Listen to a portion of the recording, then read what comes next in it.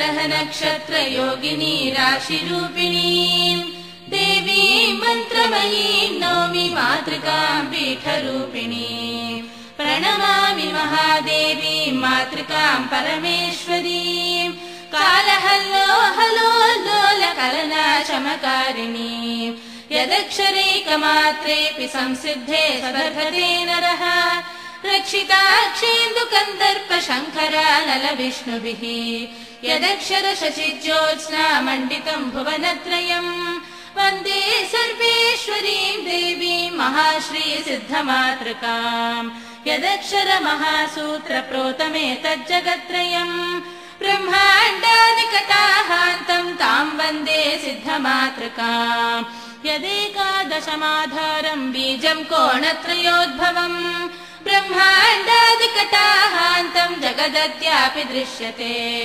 आकर्षादिततोन्नद्धपयशाक्षरवर्गिणीं ज्येष्ठाङ्गबाहुपादाग्रमध्यस्वान्तर्निवासिनीं तामीकाराक्षरोद्धारां सारात् सारां परात् परां प्रणमामि महादेवीं परमानन्दरूपिणीम् अद्यापि यस्या जानन्ति न मनागपि देवताः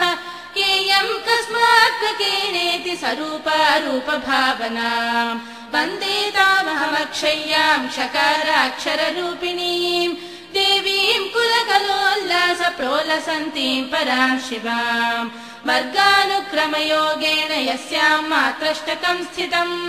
वन्दे तामष्टवर्गोत्थ महासिद्ध्यष्टकेश्वरीं कामपूर्णजकाराख्य श्रीपीठान्तर्निवासिनीं चतुराज्ञा कोशभूतां नौमि श्रीत्रिपुरामहम् इति 12 श्लोकैः स्तवनं सर्वसिद्धिकृत् देव्या स्वखण्डरूपाया स्तवनं तव तद्यतः भूमौ स्खलितपादानां भूमिरेवावलम्बनम् त्वयि जातापराधानां त्वमेव शरणं शिवे त्वमेव शरणं शिवे त्वमेव शरणं शिवे।